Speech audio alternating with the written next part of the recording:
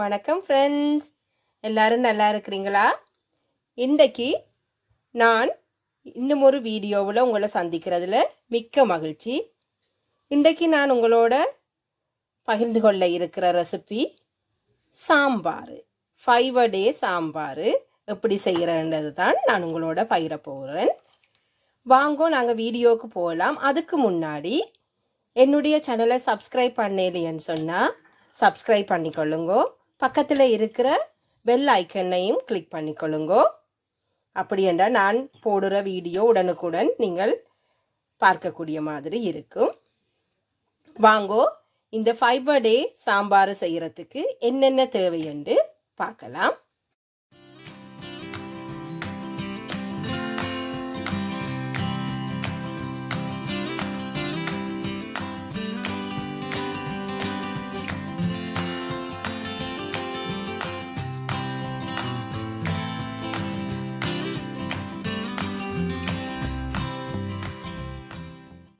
இப்போ இதில் பாருங்கோ, ஒரு சின்ன பேனில் ரெட் லென்டில், அதாவது நாங்கள் சொல்கிற மைசூர் பருப்பு ஒரு 1/2 கப் தான் எடுத்து கொஞ்சம் தண்ணி விட்டு அதை அவிச்சு வச்சிருக்கிறேன். அந்த அவிந்து வரைக்குள்ள மஞ்சள் தூள், அதாவது டெர்மரிக் பவுடரும் கொஞ்சம் சால்ட்டும் போட்டிருக்கிறேன்.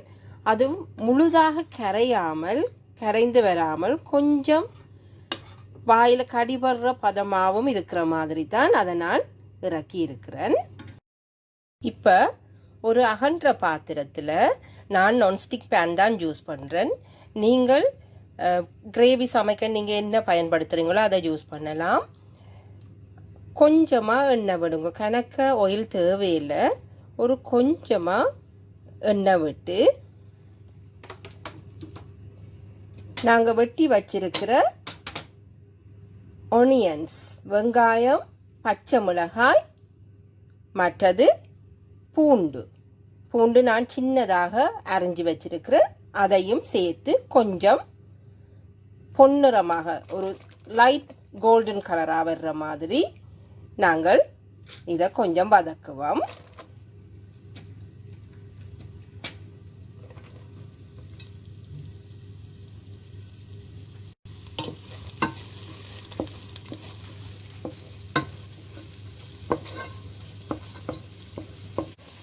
நாங்கள் போட்ட வெங்காயம், பூண்டு, பச்சை மிளகாய் எல்லாம் கொஞ்சம் வதங்கி வந்திருக்குது. இந்த நேரத்தில் நாங்கள் வெட்டி வச்சிருக்கிற எல்லா வெஜிடபிள்ஸ்லையும், இதில் இருக்கிற எல்லா வெஜிடபிளையும் ஒன்றா நான் இதில் போட்டு கொஞ்சம் வதக்க போகிறேன்.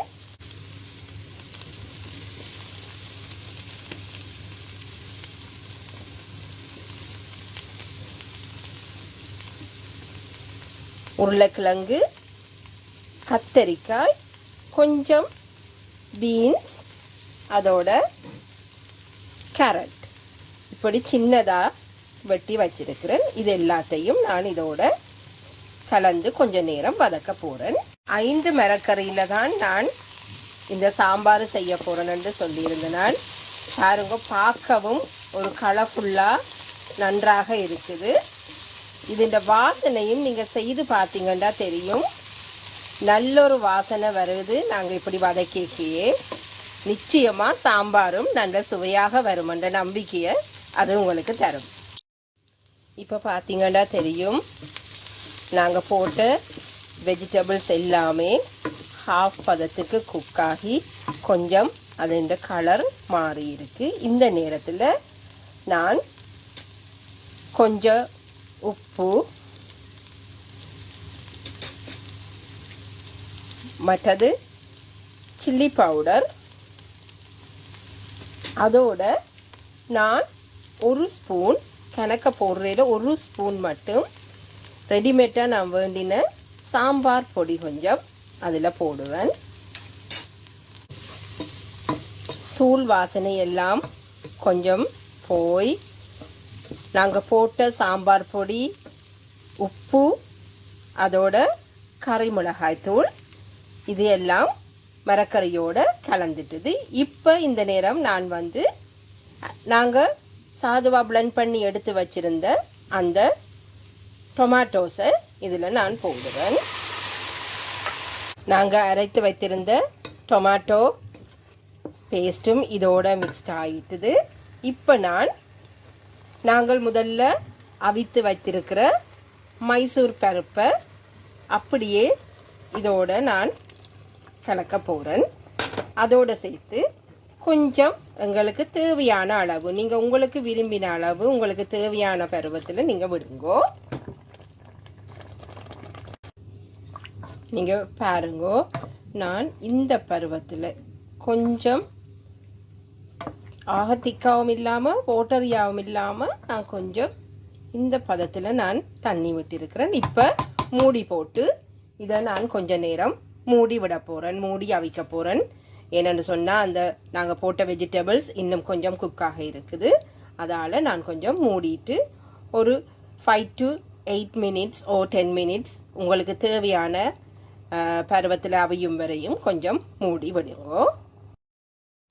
இதுதான் நாம் வழமையாக வீட்டில் செய்கிற 5 a day சாம்பார்.